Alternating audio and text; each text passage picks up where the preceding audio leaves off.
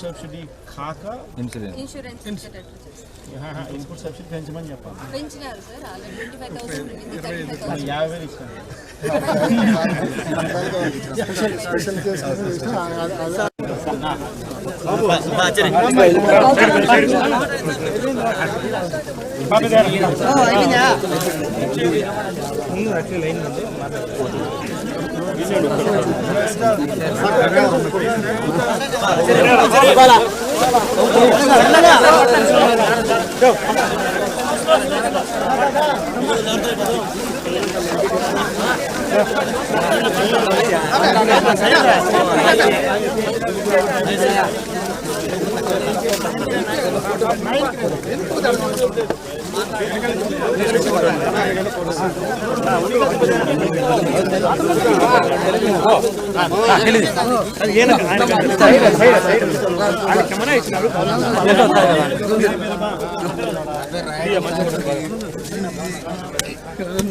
ఉండేంతవరకు నా తమ్ముడు dealer TDP line ఉడక నేను వైఎస్ఆర్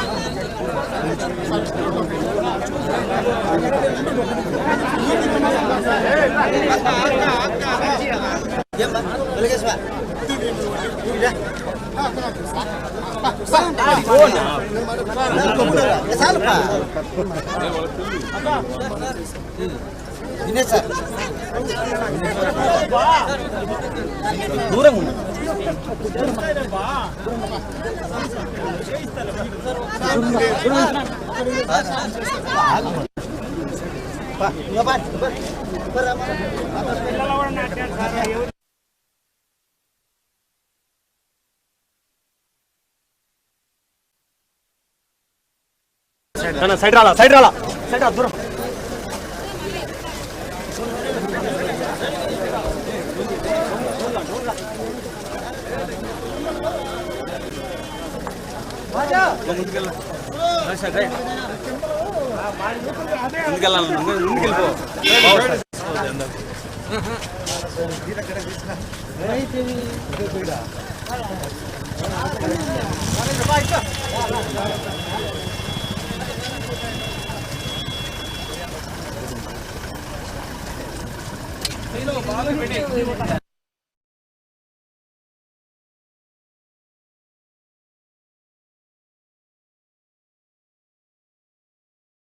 ఇస్తానన్నాడు.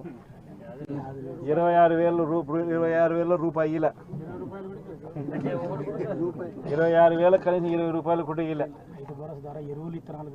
ఇప్పటికే రైతులకు ఈయన వస్తూనే సున్నా వడ్డీ కింద రైతులకు ఇవ్వాల్సిన సున్నా వడ్డీ కింద ఇవ్వాల్సిన సొమ్ము కూడా దగ్గర కొట్టేసినాడు ఈయన వస్తూనే. ఈ నేపథ్యంలో ఇక్కడ చూస్తే పరిస్థితి చూస్తే ఇక్కడే ఇంటిగ్రేటెడ్ కోల్డ్ స్టోరేజ్ కనిపిస్తుంది. పులివెందల అన్నది అరటికి సంబంధించి రాష్ట్రంలోనే అత్యధిక సాగు చేస్తూ ఉన్న ప్రాంతం ఏదైనా ఉంది అని అంటే అరటి సాగులో పులివెందల రాష్ట్రంలో నెంబర్ 1. పులివెందల అరటి సాగులో ఇక్కడ పులివెందల రైతులకు మంచి జరగాలనే ఉద్దేశంతో మా ప్రభుత్వ హయాంలో వైఎస్ఆర్సీపీ ప్రభుత్వ హయాంలో 25 కోట్ల రూపాయలు పెట్టి ఇంటిగ్రేటెడ్ కోల్డ్ స్టోరేజ్ కూడా పెట్టడం జరిగింది. మా ప్రభుత్వం ఎలక్షన్లకు పోక మునిపే దాన్ని ప్రారంభించడం కూడా జరిగింది. ఎంత దారుణమైన పరిస్థితి ప్రభుత్వంలో ఉంది అని అంటే కనీసం దానికి యూజర్ ఏజెన్సీని టెండర్ పిలిచి యూజర్ ఏజెన్సీని ఐడెంటిఫై చేసి యూజర్ ఏజెన్సీకి దాన్ని అప్పచెప్పి కనీసం దాన్ని వాడుకలేకి కూడా ఈ ప్రభుత్వం తీసుకొని రాకుండా ఈ ప్రభుత్వం నడిపిస్తూ ఉంది అని అంటే వీళ్ళకి రైతుల మీద ఎంత కపట ప్రేమ ఉంది అని చెప్పడానికి ఇంతకన్నా నిదర్శనం అవసరం. అక్కడే గన యూజర్ ఏజెన్సీని గన ఇచ్చి ఉండింటే 500 మెట్రిక్ టన్నులకు సంబంధించిన సామర్థ్యం ఆ కోల్డ్ స్టోరేజ్లో ఉంది కాబట్టి యూజర్ ఏజెన్సీని గన పెట్టి ఉండింటే ఆ యూజర్ ఏజెన్సీ అరటికి సంబంధించిన కొనుగోలు చేసేవాడు. వీళ్ళు రైతన్నలు ఆ యూజర్ ఏజెన్సీ అక్కడ పనిచేస్తూ ఉంది కాబట్టి వీళ్ళైనా కూడా అక్కడ పెట్టుకునే పరిస్థితి ఉండేది. మా ప్రభుత్వ హయాంలో ఏ రకంగా ఎక్స్పోర్ట్ చేసినామో 2 కంటైనర్లను పెట్టి అరటికి సంబంధించి అవి ఇంకా ప్రోత్సహించబడేటివి. ఈరోజు చూస్తే ఎంత దారుణమైన పరిస్థితి అని అంటే ఒకవైపున రైతుల పరిస్థితి ఈ వర్షాల వల్ల ఈ గాలుల వల్ల ఇటువంటి దారుణమైన పరిస్థితి ఒకవైపున ఉంటే మరోవైపున రేటు చూస్తామా అంటే నెల కిందట 26,000 పలికిన రేటు ఈరోజు 9,000 రూపాయలకు పడిపోయిన పరిస్థితులు చూస్తూ ఉన్నాం. 9,000 కూడా కాదు, ఇంకా 9,000 కూడా కాదు సార్, ఇంకా తక్కువ అంటున్నారు. వ్యాపారస్తులు ఎంత అంటే బండి పంపడు సార్. ఈరోజు 9,000 కాదు 6,000 అని చెప్తున్నారు రైతులందరూ.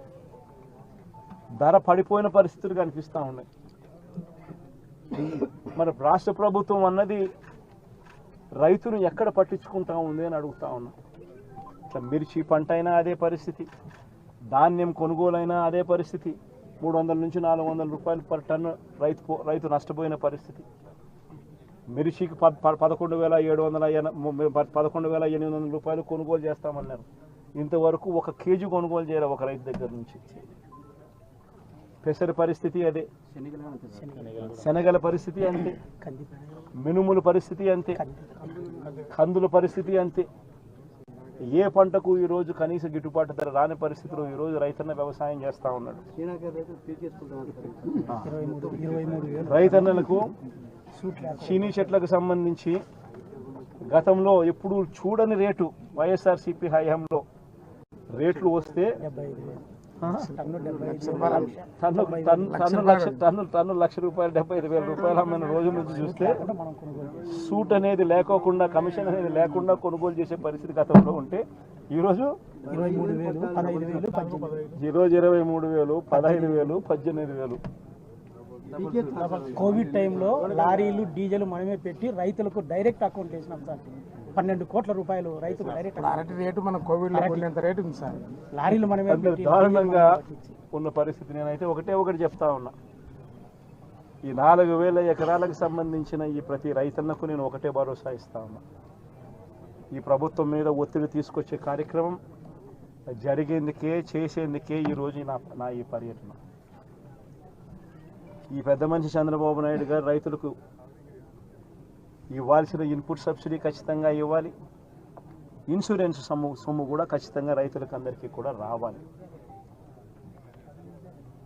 ఏ రైతన్నకు కూడా ఇవి రాని పరిస్థితి ఎక్కడైనా ఉంది అని అంటే మాత్రం ప్రతి రైతన్నకు నేను ఒకటే చెప్తా ఉన్నా, కళ్ళు మూసుకుంటే సంవత్సరం అయిపోయింది, కళ్ళు మూసుకుంటే మరో 3 ఏళ్ళు ఓపిక పట్టండి. వచ్చేది మన ప్రభుత్వమే.